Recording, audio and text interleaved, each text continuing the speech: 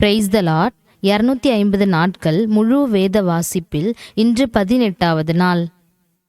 இன்றைக்கு நாம் படிக்கப் போகின்ற வேத பகுதி யாத்திராகமம் அதிகாரம் 17 முதல் 20 வரை உள்ள வசனங்கள். தாகத்தால நாக்கு வறண்டு போன ஒரு மனுஷனுக்கு தண்ணீர் எப்படி இருக்குமோ அதே போல பல பிரச்சனைகளாலும் பல கவலைகளாலும் சோர்ந்து போன நம்மளுடைய ஒவ்வொருத்தருடைய ஆத்துமாக்களுக்கும் ஆண்டவருடைய வார்த்தை ஒரு நீராய் இருந்து நமக்கு புத்துணர்ச்சி கொடுக்கும். ஆகவே தயவு செய்து எங்களுடன் சேர்ந்து இந்த வேதாகமத்தை டெய்லியும் வாசித்து தியானிக்கிறத மட்டும் ஒரு நாளும் விட்டுறாதீங்கன்னு உங்களை தயவாய் கேட்கிறோம். படிக்க முடியாதவர்களுக்கும் படிக்க தெரியாதவர்களுக்கும் தமிழ் ஆடியோ பைபிளோட லிங்கை கீழே டிஸ்கிரிப்ஷனில் கொடுத்துருக்கோம்.